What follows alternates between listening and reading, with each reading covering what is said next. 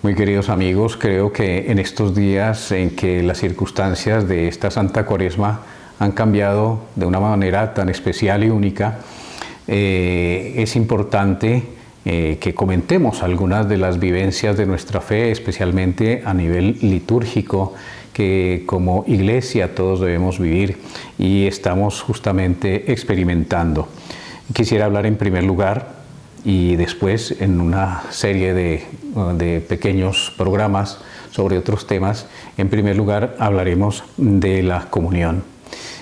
Cuando comenzaron las primeras medidas que nos pedía el gobierno y que la conferencia episcopal nos fue dando para mantener pues, la higiene y esa distancia requerida para que el coronavirus no se expandiera, pues entonces se pidió la comunión, que se diera la comunión en la mano.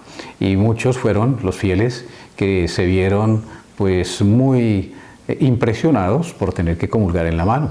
De hecho, pues algunos nunca lo hicieron y les parecía pues algo indigno tener que tocar con la mano a la Santísima Eucaristía.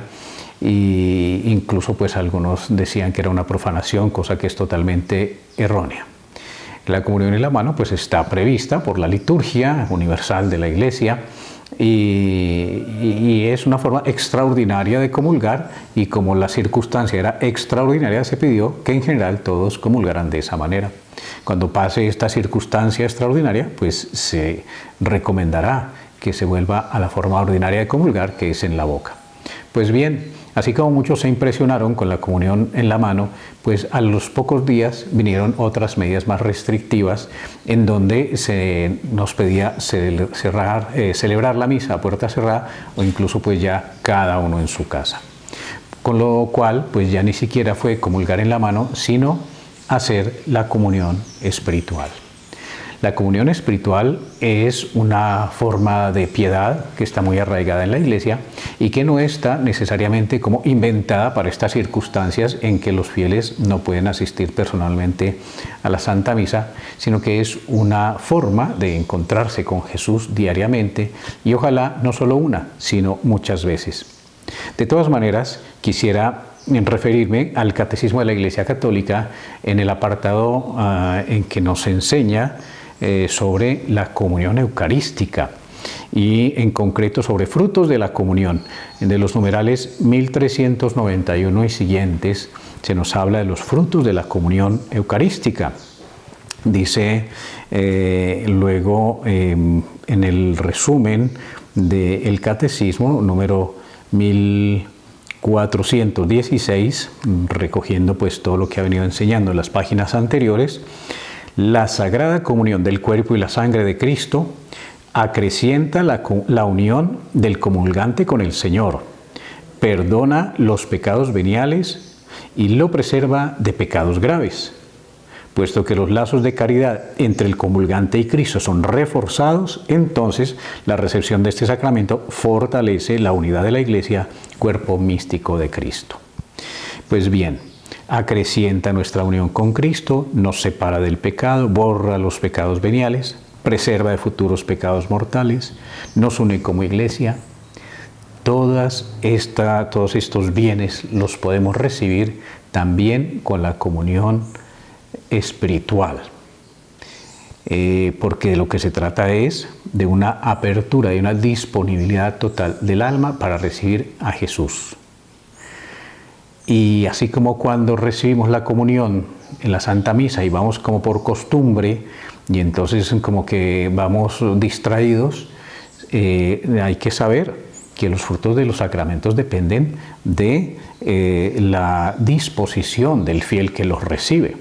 Si el fiel está por ahí distraído pensando en otra cosa, toma la comunión y ni le da gracias a Dios, ni hace actos de adoración, ni se pone un momento a hablar con Jesús que lo ha recibido, pues esa comunión, aunque sea Cristo mismo el que ha entrado al alma, si la disposición de la persona no es la adecuada, pues serán muy pocos los frutos que se reciban. Por el contrario, si se hace una comunión espiritual bien vivida, estos frutos que nos da la Eucaristía se pueden recibir. Pero ojo, no nos confundamos. No pensemos que entonces no haría falta comulgar sacramentalmente. Justamente la comunión espiritual nace de la imposibilidad de comulgar sacramentalmente, y es a partir de la fe en que Cristo está realmente presente en la Santa Eucaristía que nosotros le decimos: quisiera recibirte, pero como las circunstancias no me lo permiten, de todas maneras espiritualmente te pido, ven a mi alma. Y entonces esa oración y esa devoción y esa actitud de trato con Jesús obviamente que nos da todos estos frutos que hemos venido diciendo de la Santa Comunión. Entonces, la comunión espiritual no es tampoco, como decíamos, que con el tema de la comunión en la mano, no son inventos de última hora, son formas que están muy arraigadas en la vida de la Iglesia y que de hecho todo buen cristiano debería ya saber y debería ya practicar con frecuencia. Quisiera leerles, por ejemplo, lo que dicen los santos sobre la comunión espiritual. Dice Santa Teresa de Jesús, recomendándole a sus monjas, a sus hermanas, dice: cuando ustedes, hijas, no pudieran comulgar y oír la misa, pueden comulgar espiritualmente, que es de grandísimo provecho, y hacer lo mismo de recogerse después dentro de ustedes, que es mucho lo que imprime el amor así al Señor. Porque aparejándonos, o sea, permitiéndonos recibirlo por muchas maneras que no entendamos, jamás Él se deja de dar. Claro, los sacramentos son el medio ordinario por el medio de los cuales recibimos la gracia que Dios nos quiere dar en esos 7 sacramentos. Pero hay maneras extraordinarias. El amor de Dios no se limita a esos sacramentos, sobreabunda y busca otras maneras extraordinarias. Lo importante es que acudamos a las maneras ordinarias, que es, por decirlo así, como las maneras seguras de acudir y recibir la gracia. Pero también hay maneras extraordinarias, como lo dice Santa Teresa a sus monjas, que es grande e importante el hacer la comunión espiritual. San José María Escrivá dice: qué fuente de gracias es la comunión espiritual. Practícala frecuentemente y tendrás más presencia de Dios y más unión con Él en las obras.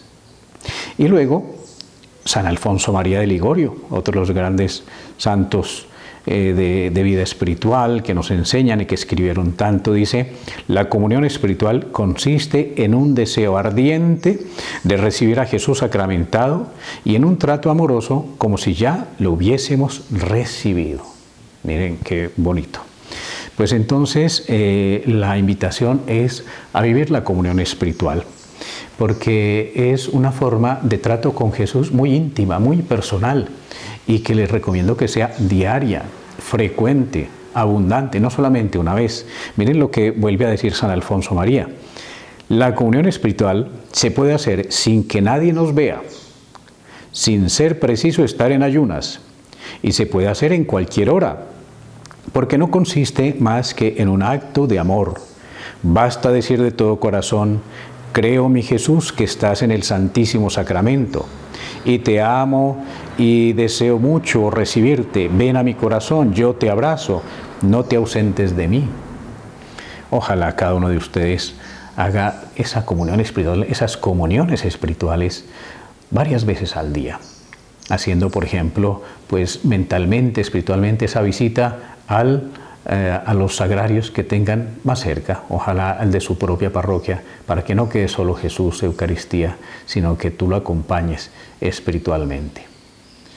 El Señor los bendiga en el nombre del Padre, y del Hijo, y del Espíritu Santo. Amén.